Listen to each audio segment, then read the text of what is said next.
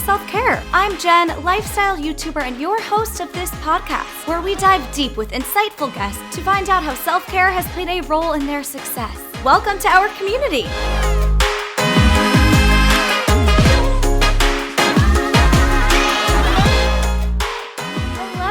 And welcome back to our community. I am so excited to be expanding our community on YouTube to the podcast space and to just be able to bring on different wellness experts, entrepreneurs, like-minded individuals, whoever it may be. I'm excited to bring them into this community with us. If you are looking for more of an introduction to this podcast, what you can expect, more about me, you can find, it's not on YouTube because only the interviews will be on YouTube, but you can find that solo introductory episode on the podcast platform, anywhere where you listen to podcasts. And you can also find on there, I give my 5 top self-care tips right now because every guest that comes on is going to tell us their top self-care tip that has led to their success or contributed to their success in some way. So I thought it was only naturally fitting that I would give you guys my 5 self-care tips so you can find them there. But before we get into this incredible first interview of the season of the podcast with the incredible Mady and Scout of Okay Sis,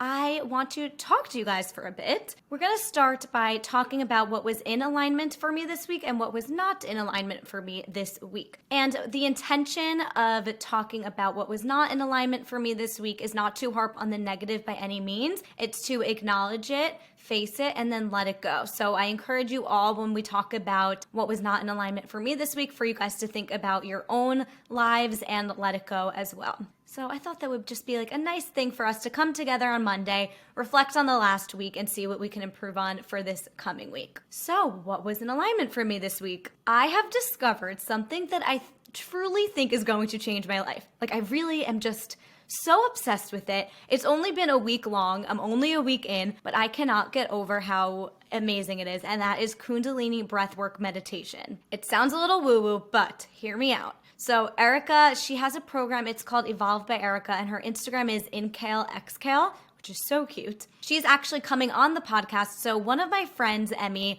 introduced me to her. We always, talk about our favorite podcasts, our favorite wellness rituals, and all of that fun stuff that we're going to talk about here on the podcast. So she introduced me to her Instagram account, and I started dabbling in her meditations, and I was just in awe because here's the thing. I'm sure many of you can relate to. So, okay, let's back it up for a second. I've been doing Wim Hof method breath work for about 8 months now, since the beginning of quarantine. I tried it out for 30 days for a challenge on YouTube, and I got hooked. And I was doing it up until a few weeks ago because I started feeling like it was sort of a chore. I found myself, forcing myself to do it because I was like, you'll feel better after. One of those things. It's like when you push yourself to do a workout when you have no energy. But so far with these meditations with Erica, I cannot tell you how much I'm looking forward to them every single morning. It changes my entire day, and I truly feel like I can visualize the future for myself, and I have never felt coming out of a manifestation technique like it's working as much as I do now. I incorporate some of Dr. Joe Dispenza's technique, which is essentially, he talks about it a lot more eloquently than I do, but he always talks about how when you can sit in a meditation and visualize your future, and not just visualize the things you want to have, but how you want to feel. If you want to feel free, abundant, loved, happy, success, whatever it is.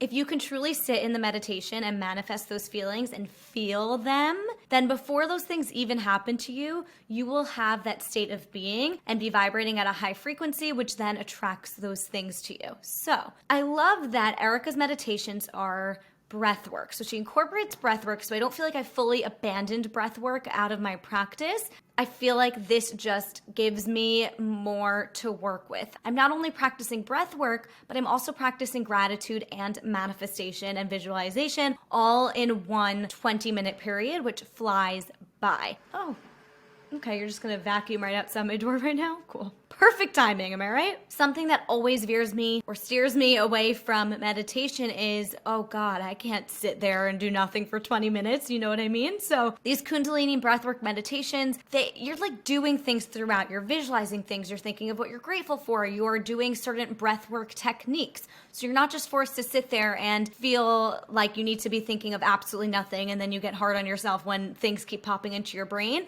Your brain is occupied with manifestations and feelings of gratitude, and it is just so incredible. It reminds me of this light worker meditation that I've done with Gabby Bernstein, and she incorporates that as well, like feeling like you're a light in this world, and she just incorporates absolutely everything. So that has totally been in alignment with me this week. It has completely changed my week, and I'm so happy that I tried it the first week of January, because one of my resolutions was to incorporate more meditation, and this is just a natural, perfect fit. I cannot wait to interview her and just dive into more on how she discovered Kundalini. What does Kundalini even mean? I can't wait to dive more into that. So that was what was in alignment for me this week, and what was out of alignment for me this week was getting fresh air. I feel like I was pretty trapped inside this week. Granted, like, I'm in New York City in the winter. It's not that pleasant to go for a walk if it's not sunny, but it can make me get down on myself because I know that you need fresh air. I can't just be in. I do have a wonderful big studio apartment, but it can't be healthy for me while I'm quarantining, trying to stay safe and not really see many people other than my boyfriend. And then if I'm going to see my family, I quarantine for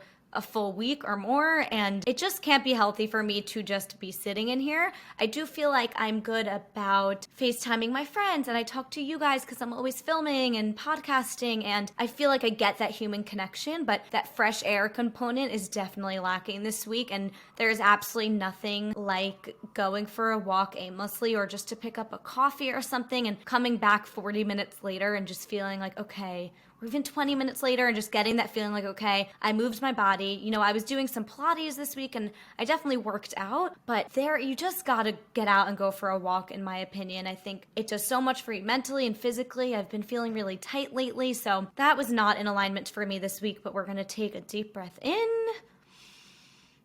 and let it go for this week, and hopefully I can reflect on last week and make sure this week that I do get outside. So hopefully you guys are thinking what was in alignment and out of alignment for you this week and doing the same thing, breathing in more of what was in alignment and out what was out of alignment. I'm feeling like I'm really channeling my Erica and my meditation guru mentality right now. So we're going to do that every single week and just reflect on the week. I just want this to be a space where we can all get real and raw and vulnerable. You'll hear me say that a lot, not only with my guests, but also between me and you guys. So I'm very excited. On that note, we are going to introduce our first guests on the podcast, and that is Scout Sobel and Mady Maio of Okay Sis Podcast. Now, I'm going to assume that you all know them already, but if you don't, you have to check out their podcast. They have unbelievable guests. They're the perfect balance of hilarious with their sisterly dynamic, and then also just really intuitive, and they get deep, and they're just very real, and they make you feel like you're in the room with your friend. It's an amazing podcast, and I'm so grateful that I got the opportunity to interview them and have a conversation with them. So on top of their podcast, they both have their own entrepreneurial ventures as well, which was so exciting to be able to dive into, because Scout, who is the older sister, she is the founder of Scout Agency, which is her own PR and podcasting tour PR agency. She founded it completely herself from the ground up. And Mady is just in the beginning stages of starting her Camber app. It's similar to TripAdvisor, but way trendier. You have your network of your friends and you plug in all your favorite restaurants and hotels and things that you did in certain places that you traveled to, and it's just genius. I'll let her speak to that in this episode. But it was interesting to hear sort of the dynamic between someone who's been in the entrepreneurship game for a while and someone who's learning from her older sister and starting her first app. So on top of, talking about that, we also spoke about how they started their podcast, what makes a successful podcast. We dabbled in imposter syndrome. Scout speaks so beautifully about her own spiritual awakening and feelings on spirituality, and it's so interesting to hear her and Maddie's different perspectives on it. And we sort of talk about how science and spirituality are not mutually exclusive, and I could listen to Scout talk about spirituality for hours on hours, and if you feel the same after this episode, then you should also check out Scout's podcast. It's literally called Scout's Podcast, I believe. And she just talks about it all in there. So I have been loving that recently. We also talk about living with bipolar disorder and then also growing up living with someone else who is living with bipolar disorder in your family and just mental illness in general. We spoke about addiction. Yeah, we touched a lot of topics, and I'm so excited for you guys to hear this. If you want to watch us in real time on video, then you can head over to my YouTube channel, which is in the show notes if you want to watch us live there or put us up on your TV. I personally like to put podcasts on my TV just when I'm folding laundry, even though I might not be fully paying attention to the video. There's just something about it. It makes me feel like I'm watching a show. I don't know. So if you're the same, it'll be on there for you guys. So without further ado, let's get into the interview. Hello, Mady and Scout. Welcome to the podcast. Hi, beautiful. You're gorgeous. Hair is beautiful. Oh, Mads looks like a little gnome with her sweatshirt. A little gnome? Actually, no, I'll take that. This is as festive as I will go. Described. Little gnomes. That's how everyone, you know what, like, last year I was in pursuit of being a beige blob, and I have completely over succeeded in that realm. I am now blob status every day. Now we're gnome status, I guess. Love it. Yeah, it's just the 2021 vibe for you. I'm calling it right now. For sure. Well, anyway, now that we're past the gnome talk, I am so excited that you guys are going to be some of the first guests on the Dare to Self-Care podcast, because I really want to set the tone for this podcast as a place to just be raw, vulnerable, real, talk about like the good, bad, and the ugly of life. And I feel like that's exactly what you guys do on the Okay Sis podcast. So I'm so glad that you guys are here to just set the tone and just keep it super real and vulnerable. Yeah, that's what we do. Sometimes a little too much, but we're here for it. Same. I'm like too much of an open book, but I love that. So I'm all here for it. It's the perfect, it's a prerequisite to having a podcast. You just have to be comfortable with being a fool on the internet. That's what I always say. Yep. Love it. Okay, well, there is so much that I want to talk to you guys about, like so many layers here. So let's just start with the podcast.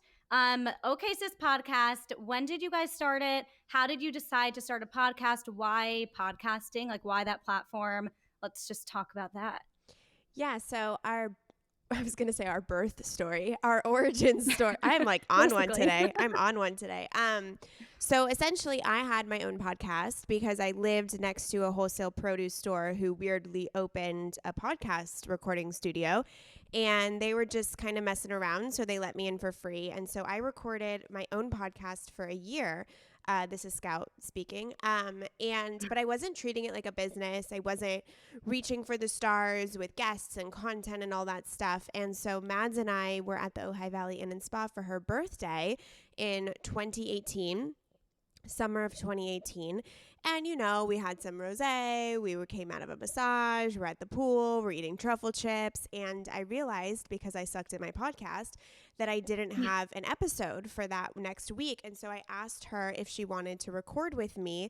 And so we went into the business center of the hotel and we just recorded on my phone, eating truffle chips the entire time. And it was so silly and so fun that the energy between the two of us really stayed with me. And so about a few weeks later, I was actually in France on a work trip. I texted her and I said, we should do something together. Like, we have this energy, like maybe we should start a newsletter, blah, blah, blah. And then I don't know who said, I said, why don't we just do a podcast?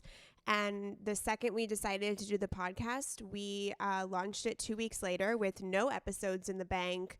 No idea that it takes a while for iTunes to accept your podcast to be distributed. And we just went. Yeah. I mean, the thing about podcasting as a medium, I have always been a podcast enthusiast. I mean, I like to think I listened to podcasts like before they were cool, maybe like 5 years ago. Same. And I always say that. Always. The first podcast I ever listened to was Guys We Fucked. I hope I can cuss on this podcast. But you can. Okay, great.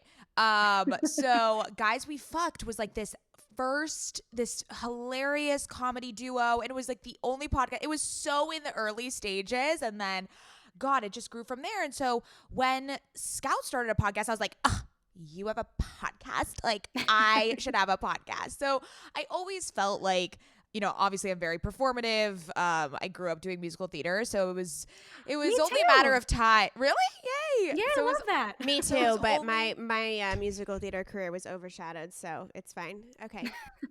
Yeah, I was the star. The star was born, and that was me.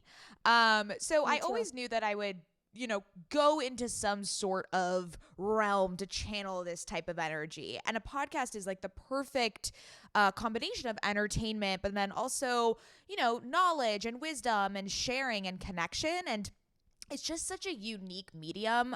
You know, I love social media, but it just feels really curated, as most of us can probably attest to. It's a lot of the highlight moments, whereas podcasts, as you mentioned in the beginning of this one, is very vulnerable, very raw, and these long form conversations that just don't exist anywhere else. And something that I always say is like, I think podcasting is a complete scam. Like, what other format can you reach out to your girl crushes and you're just like, hey, can I talk to you for an hour of your time and ask you any question imaginable? Like, in what other world would someone say yes to that except for a podcast? It's like it's the biggest scam.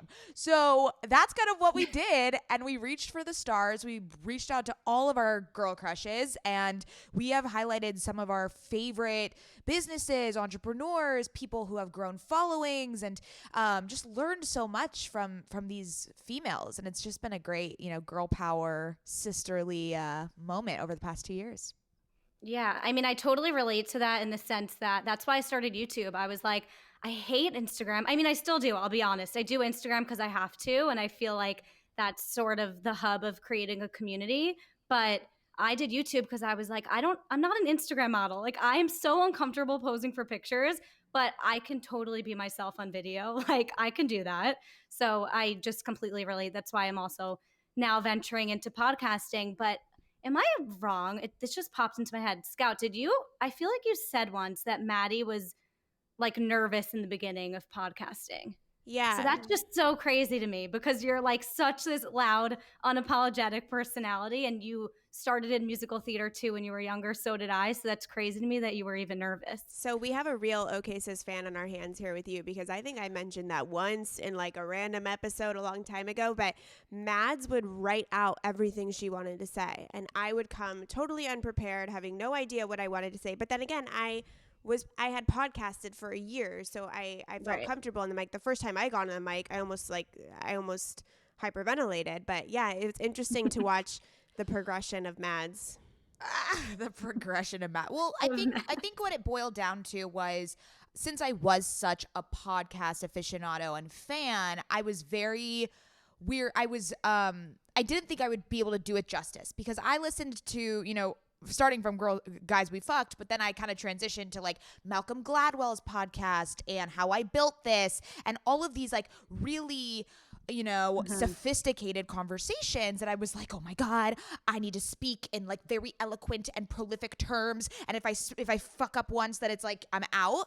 And that was I literally couldn't speak because I was thinking of the next thing I was going to say, which is like a recipe for disaster in podcasting, because what it teaches you is you have to be in the moment. You might have a script, you might have a line of questioning, but it's all going to get thrown out the door once the conversation kicks in. And we usually never even go off the questions that we prepare. So it took me a while to get comfortable with that, and with myself. I think I had a limiting belief of like, oh, podcasting and podcasters have to sound very smart all the time and have to be witty, because I still listen to The Ringer and things on Crooked Media, and they are, you know, they're journalists. Like, of course they have like a way with words and the, you know, whatever. So I just was like, why would someone care what I think about commenting on certain, you know, pop culture references and whatever, when there's such great podcasters out there that already do that. So that was where the nerves came in. It was like, will I do this justice? That makes sense. But it's so much more relatable when it's just girls having a conversation. Like, wouldn't you love to just watch your girl crushes all sit in a room and talk? Like Lauren Elizabeth, for example, she always Instagram stories, or is it her vlogs? I don't even know. She's always vlogging like her and Michelle Randolph and all these people in a room just chatting. And like, that's what I relate to. That's what I want to see, rather than when I hear podcasts where people are just reading their next question off the list that they have prepared, where like you could tell they didn't even hear what the person just responded. They have no reaction and they're just like going off the list that they have prepared. And I hate that. So, I mean, thank God that you're not still like nervous and going off a script, because I feel like you thrive off script. Thank you. That means Of a lot. course. It took a while to get to this point for sure. Yeah. So, I mean, you guys mentioned before something just along the lines of like, you weren't expecting this to be a podcast that blows up. You didn't have like these huge dreams, but now you guys have incredible guests on. Like, you really have, you're now friends with some of the most influential people online that have founded amazing businesses. Does that ever give you guys a sense of imposter syndrome? Yes. It's Oh my more God. like, well, Scout doesn't deal with imposter syndrome. That's more so my realm. But Scout, go ahead. I love that. I like this though. Two It's different not- perspectives. I love that. it's not the imposter syndrome that gets me. It's more the eyeballs that freak me out sometimes. It's more like I had a call with somebody from my agency, and she's become a friend of mine, but she was saying things like, "Oh, how's your move?" and, details about my life, and I knew nothing about her. And that relationship freaks me out a little bit, because it doesn't make sense in my mind that someone would know everything about my life. Because also when Mads and I get on the pod, I think what makes Okay Sis special is that we're just talking like we're talking. This is how we talk when we get together. And so there is no agenda of what we share, what we don't share. We just share what comes to mind. So for me, it's a little bit about the community that sees us. And then, every now and then I wonder, I'm talking to really big people with really big platforms. Do they like us? But that goes away pretty quickly. I don't really give a fuck if they don't like me. There's like 20 million other of them that I can interview. You know what I mean? Like, at the end of the day, we're all people. But I think what Mads and I have done especially well is that the women that have come on our podcast are so fucking rad and so cool that we have developed relationships with them off the mic. And so we've created this community of women that we've interviewed that we cheer on. We send emails when they get, when they get pregnant, or when they have a new product release, or when they get engaged. We keep up with the women that we interview, therefore creating a nice little community of women that we are also able to go to if we need help, because a lot of these women have been in the content creation game for so long. A lot of them have been in the entrepreneurship game for so long. And so it's been really beautiful to cultivate that relationship with those types of women. But for me, the fear comes mostly in the community eyeballs versus the imposter syndrome. Yeah. Imposter syndrome is tricky. What I've been learning recently is that it's simply you operating from a place of low self-worth, right? It's just you feeling like you don't deserve the success or the things that are coming to you, because one day they're going to open up the veil and understand that you're just like an imposter in your mind. So I've struggled a lot with this, and especially with the podcast. And I think it has hindered me because I haven't, because of imposter syndrome, I might have shied away from certain opportunities, or maybe haven't leaned in as much as I probably should have. But the past couple months, if you listen to Okay Sis, then I've been dabbling in manifestation work with Lacey Phillips. And a lot of what it is just understanding your worth, understanding what you deserve, and asking for what you want. And it's okay to ask for what you want and believe that you deserve it. And I can confidently say now, which I don't think I was able to a couple months ago, like, Scout and I deserve every single thing that we have gotten through this podcast, and we are worthy of what's to come. And I think I feared saying that out loud because I was like, oh my God, people are going to think I'm like greedy or that I'm like not humble. But it's like, no, can we just normalize women like stepping into their power, stepping into their worth, and just recognizing that they're not fucking imposters. Like they worked hard for this, and like this is what happens when you work hard. Like I don't know. I've been going through a lot of mental shifts, if you can get Love that. it. I get it. I feel it because I am too. And I also feel like part of it for me is just knowing that imposter syndrome exists.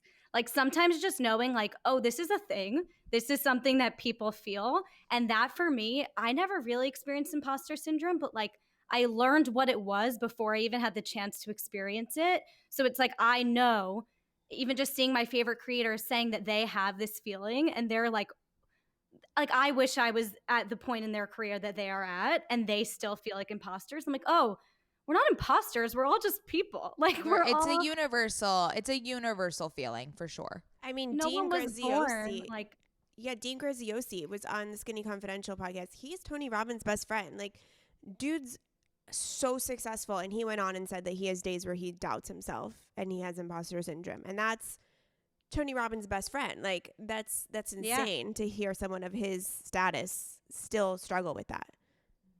Yeah.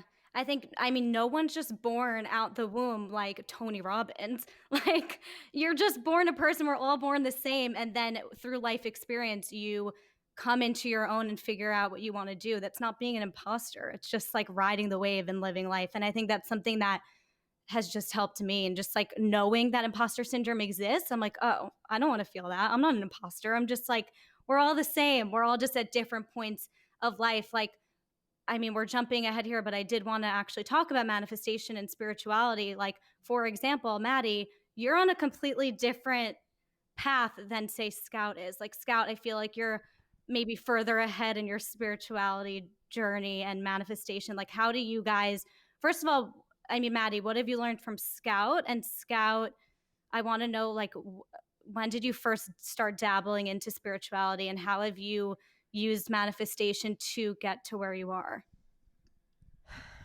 Yeah. Loaded. I just asked you like 10 questions. She's like, let me take a deep breath. You know, I struggle with how to articulate this because I consider myself an articulate person, able to talk about my feelings and life and everything. But when it comes to spirituality, it's so personal and it's much more than a feeling than it is anything you can write down in words.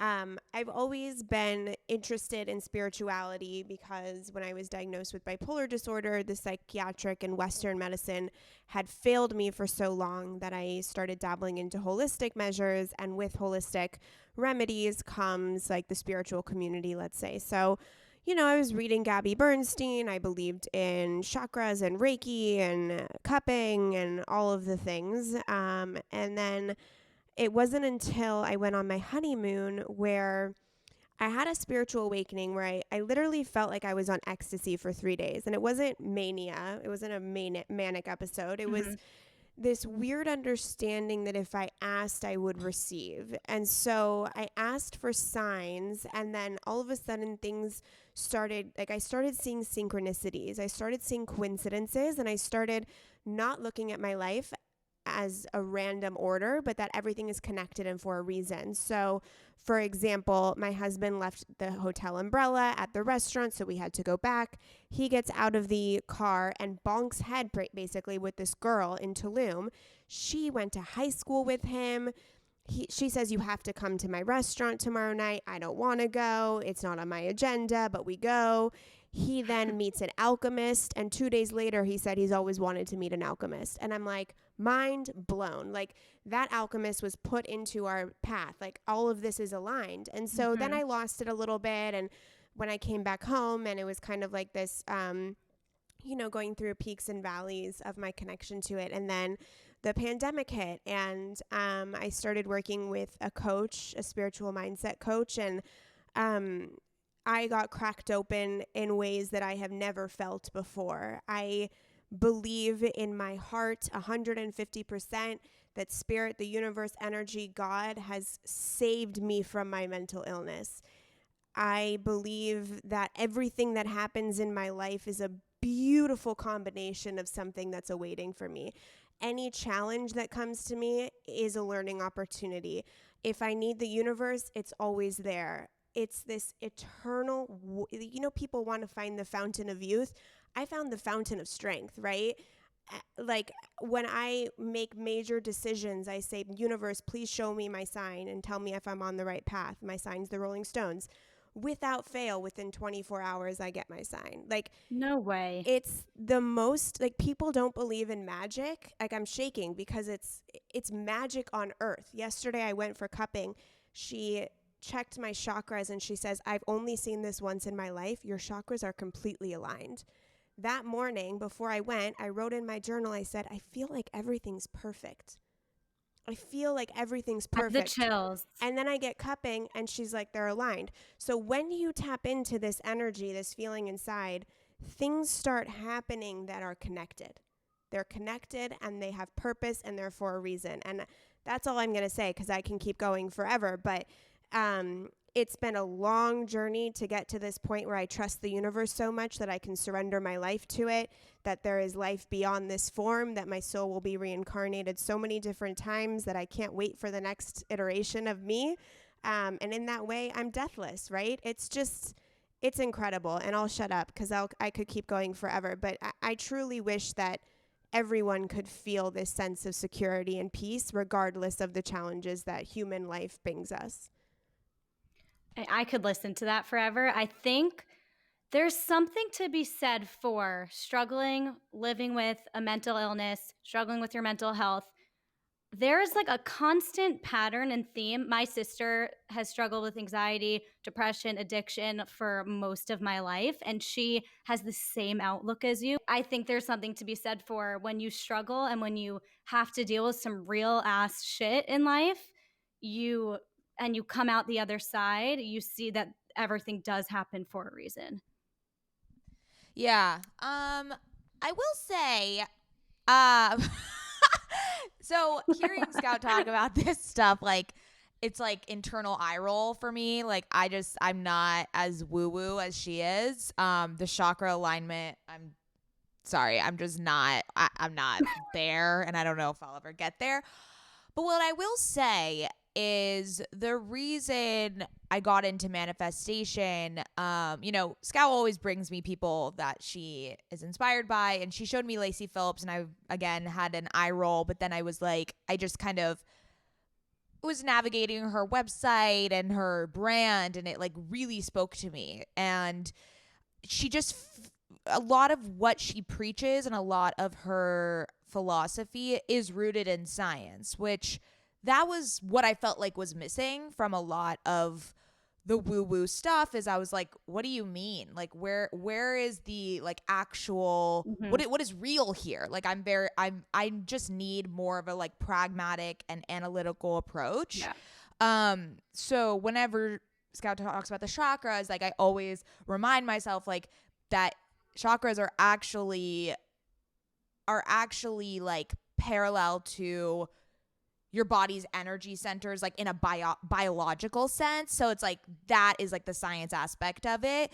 And then, but real quick before you keep going, I want to say that it's so interesting to me that people think spirituality and science are mutually exclusive, because they're not. They support each other 100%. People just, no, I know. And but I'm saying a lot of spiritual guides and coaches like don't make that clear, to me at least. Whereas Lacy Phillips is very clear that this is rooted not only in neural psychology, but in physics and like actual energy of the world.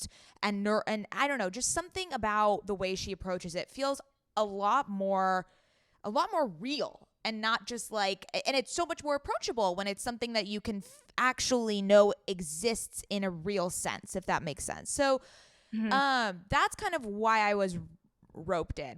I call it the cult, because it's it's not a cult. But it's not a cult. But it is. We're gonna get a cease and desist letter from the two magnetic people. Lacey like, Phillips gonna stop calling us. the pathway a cult. Okay. Anyways, but something that I've learned through it is, yes, a lot of it is surrendering and trusting the universe. But a lot of it is, as I mentioned before, self-worth, and it's unblocking a lot of limiting beliefs that either you've told yourself or that have been imprinted on you from society or from childhood. So that I can, yes, agree that there has been a lot of imprintings on my life, as every single person has had. Like, not everyone's parents obviously are flawed individuals, and we have been conditioned to believe certain things about ourselves. And so working to unblock those and really show up for yourself Mm-hmm. and understand that you're deserving of anything you want, like that I understand. And so that's where I kind of dabbled in, and it's just self work. It's self, awareness, it's self-discovery, it's self-improvement. It's just working on yourself. It's a similar practice to going to therapy and to doing these things. Just gonna say that. I mean, obviously this whole podcast is around self-care, and like that to me feels like the ultimate version of self-care. I agree. Therapy is like my biggest form of self-care. It's an hour for myself, unplugged, like all notifications turned off. And this woman is just going to sit there for an hour, listen to me, call me out when I say something that like I don't even realize is probably something that was, like you said, imprinted on me from a young age. Just like being able to have an hour to yourself to just work on yourself and talk through things. Like, you might know what you're thinking, but until you actually have a space where you can just lay it all out there and say it out loud, that's where you really learn things about yourself and can work through it. So I completely agree with that. Yeah. Go ahead. No, you go. I was just going to agree. I was just going to say, on that note, Scout, you're very open about living with bipolar disorder. First of all, thank you for being so open about it, because I know several people close to me that have lived with it, and I don't feel like they have people that are so open about it and like with no shame. There should be zero shame around it, but I don't understand why more people don't speak about it. So first of all, thank you. But also, Mady, I mean, growing up with an older sister who is struggling with mental illness, or just like having to witness someone deal with like some real shit, I can relate to you on, like I mentioned about my older sister. So I'm just curious, like, how has that affected or strengthened your relationship with each other? Mady, what have you learned? I feel like I am definitely a more empathetic person through it all. Like, I learned from a young age that, for example, my sister struggling with addiction, she didn't want to be struggling with addiction. Like, she would have done anything in her power for me not to have seen that, and had to, like, it's part of my story too, essentially. It's not, you know what I mean? Like, it's not just the story of the person living with it, but when we have family members, it affects them too. So I'm just curious, like, how has that affected or strengthened your relationship? And yeah. Yeah.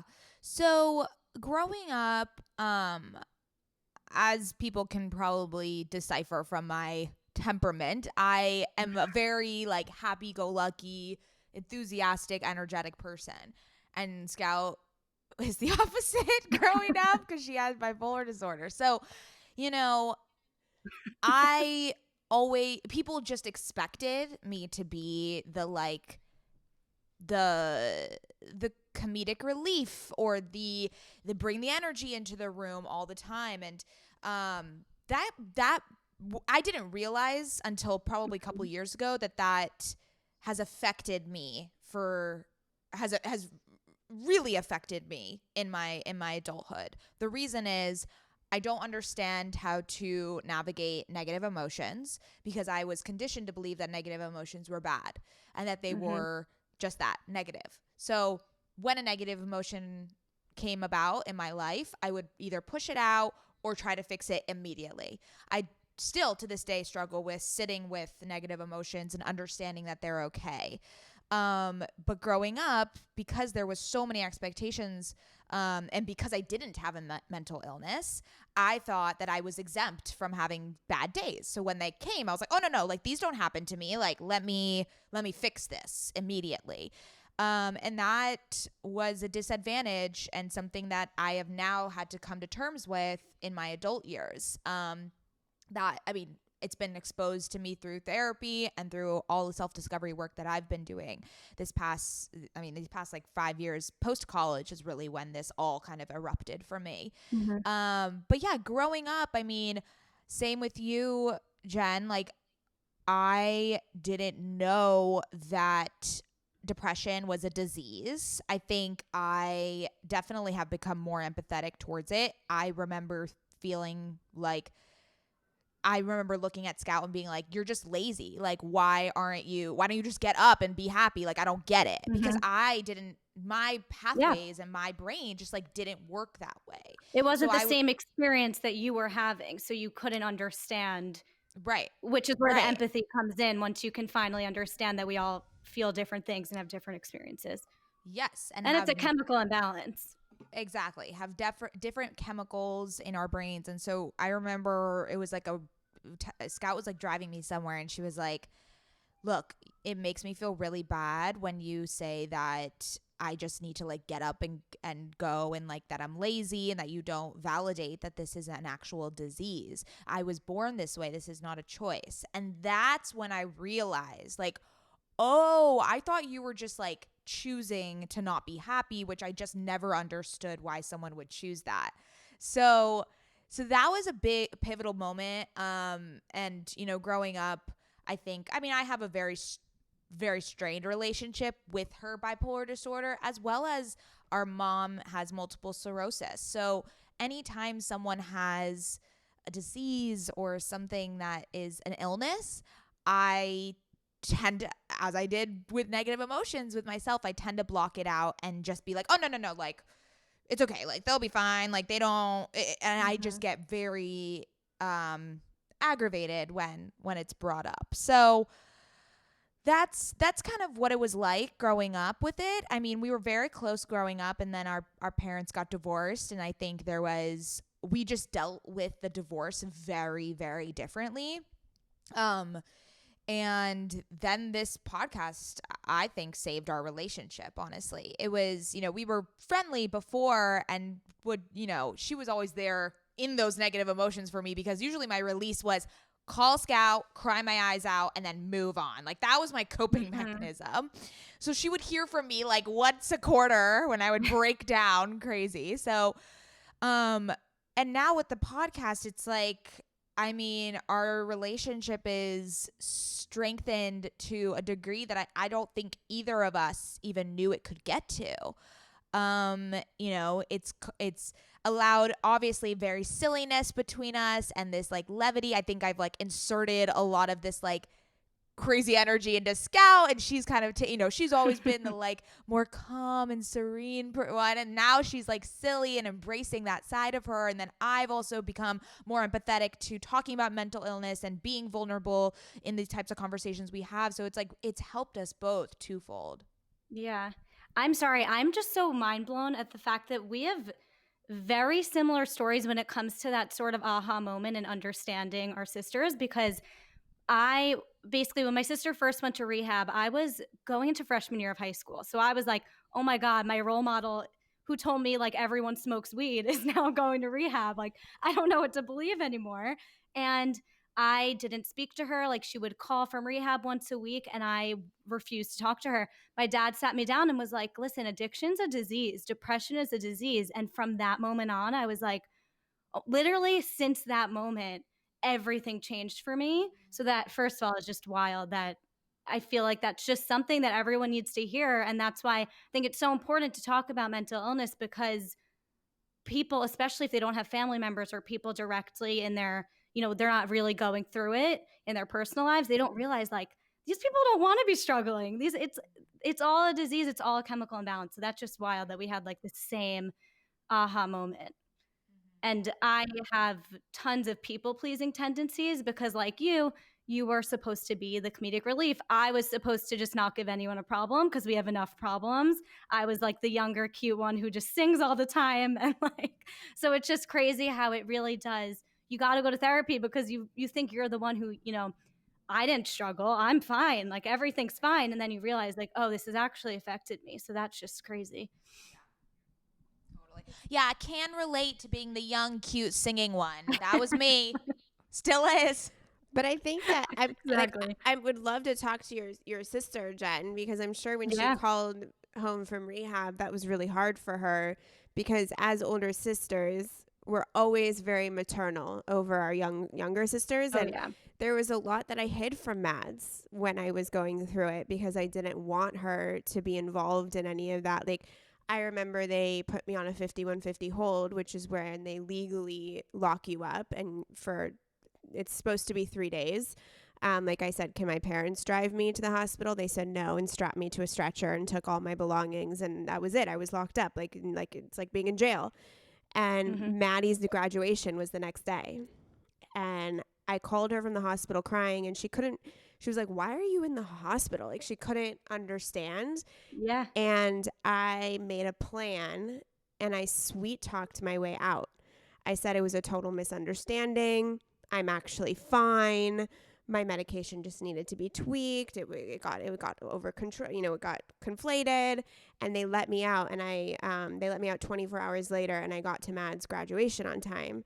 And that's always a moment that like sticks with me because I think that if it wasn't her graduation, I might have just sat there helplessly for a long time. But it's just moments like that that you remember that, I didn't want her to think or remember that her sister was in the hospital during her graduation. Yeah. And I mean, I spoke to my sister yesterday because she was like, she's an open book, which is, I mean, thank God, because like I said, it's my story too. I'm not going to speak on her side of the story, but like it is a huge part of my story. So first of all, I mean, I would love for like the four of us to talk because there's so many similarities here. It's wild. She's definitely the same way in that it's just crazy. She's still been my role model through all of it. I mean, now it makes sense because now she's sort of come out the other side. She's almost 2 years sober. She's working to get her degree to work in recovery. She works at a sober home. Like she's helping others. And clearly, Scout, are you an Aries? No, I'm a Virgo. Oh, me too. Yeah. But Mady, my what are you? Yeah. Maddie should be a Gemini, but she's not. I'm a Cancer. Everyone that hears I'm a Cancer goes, "Oh my God, you're such a Cancer." Oh, I What think does that you're mean? such a Gemini. I don't know what any of it means. Me neither. I just me know what a neither. Virgo means. I know that Cancers are like loud and opinionated, so There we go. there we go. That tracks. That tracks. Jen, will you tell your sister I say Mazel Tov? My husband is almost 10 years sober, so No I'm way. very was in the beginning of his sobriety very involved in the AA community, and I know how it all goes. Yeah. I've been to like 40 meetings, all the things, so it's an amazing accomplishment. Yeah, thank you. I mean, that's crazy because she's an Aries too. Your husband's an Aries and 10 years sober? No, I don't know what my husband is. Oh, I could have sworn you just said my husband's an Aries. No, my husband's sober. No, before that. No, I don't know. I have no idea what my husband's sign is. No, I don't know. I'll look it up right now and tell you. Let me know. I mean, to be honest, none of it means anything to me. I don't know why I stopped in my tracks to ask you that. He's a Gemini. Whoa. Oh, weird. I'm scared. I'm so scared of Geminis. Why? Honestly, me too. Because I always tell my sister she should be one. they have like two personalities, which is why I think you're a Gemini, Mads. Because like Yeah, when you're I have not two on, it's like the personalities. fucking hurricane. Like get out, you know. Scorpios are crazy. Apparently, like they're very similar to Geminis, where it's just like you never know what you're gonna get. That's all I know. That's the extent of my astrology knowledge. Maybe I'm a Gemini rising. I don't know anything about this. Yeah, me either. We should take a class. Oh, speaking of, I did want to ask you, what's Lacey Phillips's deal? Like, where is her content? It's called To Be Magnetic. And I think it's like tobemagnetic.com. And then her like main membership is called The Pathway. And then, but you could always get like a la carte workshops. So if there's like something specific that you're looking to manifest or unblock, you could do like that specific one. But both Scout and I are doing The Pathway, which is like access to everything basically. And she has a podcast called Expanded, which is where I first listen to that first to see if you resonate with her vibe and everything. Listen to like 10 episodes. We need to get sponsored by her. We are like we have been spewing her praises everywhere. We really have. Dude, my whole office at my team for my agency, we're all doing it. Wait, is there a referral code or something? Because I refer so many people. Yeah, let's get a referral We need code. a sponsor. Okay, well, on that note, I do want to talk a little bit about entrepreneurship. You're both entrepreneurs. Mady, you're like in the early stages, right? So you are just launching an app, Camber app. I'll let you speak to what it is, but I just want to say, genius. Like, truly, I'm so excited selfishly because I hear that feedback again. It was there for a second. Oh, I hear it. I don't hear it at all. Yeah. Oh, wait. so then maybe it's not a problem. Well, if you're recording on your phone, on your microphone, then like it's gonna be fine. Okay, it's probably just the internet thing. And it won't pick up for me and Mad's tracks. Yeah, it's weird. Okay. What was it saying? Camber app. I'm selfishly so excited about it because I'm obsessed with travel. And I'll plan a trip and I'll just live on TripAdvisor. I'll live on Yelp. But both of those websites, honestly, they're so janky. And I only use them because it's all I know. It's like the only place to get recs other than asking your friends. And they're like, I went to this restaurant one time 2 years ago. I don't remember the name. So you just go on TripAdvisor or online. But I'm so selfishly excited. You take it away. Tell us what the app is. No, I mean you're literally like a walking use case. This is why we created it. I was also having these types of pain points. It's because we have decision fatigue when it comes to travel and when it comes to planning. There's so many options out there. So that's why we resort to texting our friends for their recommendations, because we trust them and we trust very specific influencers. Like for instance, whenever I'm going on a trip, I always look at Goop City Guides and Condé Nast Traveler because that's my vibe. It's exactly the type of trip that I'm looking for. But why isn't there a place where just everyone's recommendations, all your friends' places live on one platform, kind of like a travel identity on the internet? So we created Camber, and it'll essentially do just that. You will have a profile, be able to put all of your recommendations for your favorite places, as well as plan for future trips. The focus is a lot more on like local exploration, especially with COVID and the limitations on travel. But it could also be a place where it's like wanderlust for you. You can, just kind of put together a list of places that you're dying to go to when all this is over. So that's really where it all started. My co-founder Lauren texted me and was like, "Hey, you went to Austin. Can you send me your recs?" And I was like, "Oh fuck, like." Let me get my Google Doc and my emails or whatever. Let me go look on Instagram. Where did I post? So it's just going to be a one-stop shop for all of your friends' recommendations and seeing it all in a map view. It's going to be spectacular. So we just pre-launched the brand itself, but then the app should be coming out early 2021. And I am so excited to use it. Jen, you are going to be a beta tester, 100%. Oh man, I'm so excited. Yes.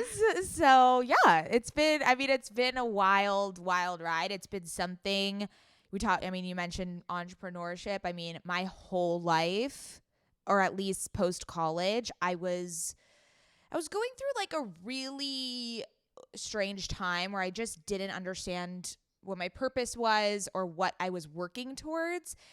And like this was it. Like I have always worked at startups and I never felt so connected to them because I was like, I just need to work on my own thing. I will never feel completely enveloped in something unless it's my own idea and the thing that I own. That's just who I am. A lot of people don't like that mentality because they're risk averse or something, but that is just, I've tried to work in all different type of work environments, startup and corporate world, and it just does not fit with me. I need to be the one kind of calling the shots. And I had this vision and it's been incredible to work together with my co-founder on bringing it to life. And we're just so excited for everyone to use it. It's going to be so exciting. I'm so excited. Do you feel like working on Okay Sis first has sort of given you those tools to be ready to take on your own thing? Oh, yeah. So Scout is really good at this. She's like a born entrepreneur. I know. I always thought that I was, but then like it wasn't until the podcast where I've adopted the mentality that she has where it's like, well, you know, we're going to jump off the cliff, and then if there's a parachute, it'll catch us. But I mean, launch like and that. adjust. Yeah. And that is like, that was never the mentality I had or something that I was comfortable with until the podcast. And it was funny because when I joined with my co-founder, Lauren, who was actually my boss at my first job ever, and we just like kept in touch because we had such a great working relationship, she said to me, like, I want to approach Camber like you guys approach Okay Sis. Like, you guys just get shit done. You just do things. And I think, I mean, it's definitely Scout's doing. Like, it's her mentality when she approaches all work things. You know, I'm more of a, as we talked about, a planner and like very type A and have to think about things. But rather, when we've just like jumped into certain aspects and just said yes and just figured it out, it's given us incredible results. So like, why don't I just approach every type of venture this way? Yeah, I'm shifting my mentality that way too. So I'm like in the same boat as you. Scout, you have your own agency. You have incredible clients. Can you just talk about like, how did you, first of all, decide that that's the thing you wanted to do? That's the thing you wanted to launch. And then how did you have the confidence to do that? Like launch your own freaking agency? I didn't think. I didn't plan. I didn't ask if this was my purpose. So I got into the entrepreneur game at the age of 22, and I was struggling with my mental illness. And one day I looked at a friend and I said, do you want to start a magazine? And it just came out of me, and we were just going to sell it at, like, we were just going to pass it out, like, print it at Kinko's. And then something in my brain shifted. And this was the girl who couldn't hold a job, couldn't stay in college, couldn't hold an internship. I went home and did 12 hours of research and had the top I had appointments with the top printers in town. I launched a Kickstarter campaign and made $10,000. And then our third issue had Halsey on the cover and was sold in Barnes & Noble. Wow. Then I sold the company and then, you know, came on board to launch a new company. And so I had just been doing this for so many years. Entrepreneurship is what really kept me going through my 20s. I'm almost out of my 20s, thank God. And so at the time, Mads and I were doing Okay Sis Podcast together, and I had moved on from launching a women's digital media site and was working for my mom, and which was the next best thing to being an entrepreneur because it was so flexible. But there was always this, like, I have to do my own thing. I have to get back in the game for myself. And Mads and I were doing Okay Sis Podcast, and we were at dinner with Amberly Lyons, who is actually a client of mine now. And she said, you guys should help other podcasters, which now we're doing in a different capacity, but it just like put something in my brain. And I had a media kit made up. I decided it really quickly. I had a media kit built out, and then 2 weeks later, I emailed over 1,000 podcasters and started just representing podcasters, and quickly grew my roster to 10 clients 5 months in. And now we represent all sorts of different female entrepreneurs, female authors, female personal brands. We focus on getting them as guests on podcasts. So we got Rebecca Minkoff as a guest on a bunch of podcasts, Kat Sadler, Kelly Baker, Lauren McGoodwin, and it's been a dream. But, you know, I definitely didn't think about it. I definitely 6 months in was like, what the fuck did I just do? I'm a people pleaser, and now I'm in client work. Like, it was obviously the challenge and the lesson that I needed at the time. And so, yeah, I think that's my superpower when it comes to entrepreneurship. I literally don't think. I just act. I don't have time for the self-doubt. I don't have time for the self-reflection. I don't have time to think, is this my purpose? I just do it and see where it takes me. And thank God it's taken me somewhere beautiful this time. So, but yeah, I think Mads is now seeing, which I need to tone down, and which is why I don't do partnerships, because I've had really bad partnerships go wrong, and why Mads is the only person I will do a partnership with. But I'm difficult to work with. I'm difficult to co-work with, to be like a co-boss, because I just move a little bit too harshly at times, which I'm starting to realize that working with Mads as Okay Sis becomes a lot more of a business that I need to tone down a little bit. Well, I have two thoughts on this. One, you just exude, like, to me, what I got from all of that is like, all you need is confidence. obviously there's a lot more to you than just confidence, but you're very smart, obviously. But you would just, I feel like you go in with confidence, so you get it done. Like you don't have time to doubt yourself or second guess. You're just like, I'm going to figure out it's going to work. And that's, I mean, that's all confidence. I also wanted to ask you, you said something about being happy that you're almost out of your 20s. Can you elaborate?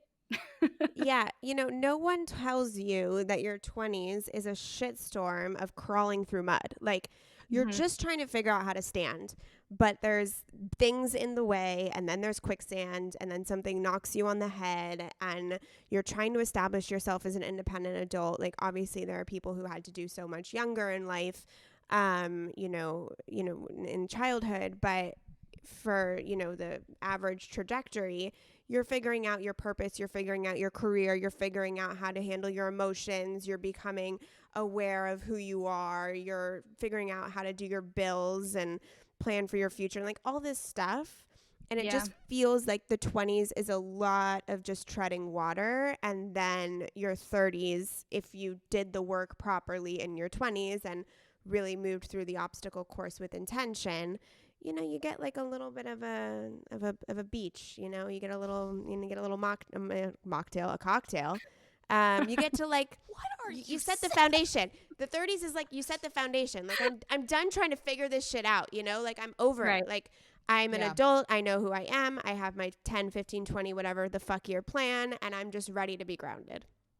I love that mindset. I feel like everyone's like, I don't want to leave my 20s. I don't want to be old. But like, no.